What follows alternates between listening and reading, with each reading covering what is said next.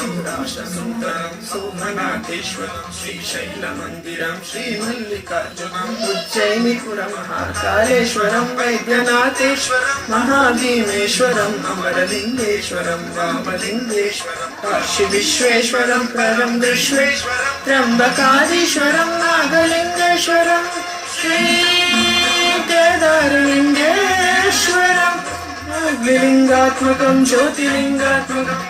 लिङ्गात्मकम् आत्मलिङ्गात्मकम् अखिललिङ्गात्मकम् अग्निसोमात्मकम्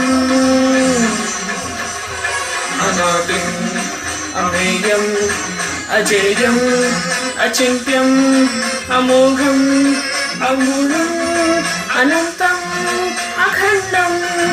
अनादिम् अमेयम् अजेयम् अचिन्त्यम् अमोघम् अपूर्णम् अनन्तम् अखण्डम् धर्मस्थलक्षेत्रवरपरं ज्योतिम्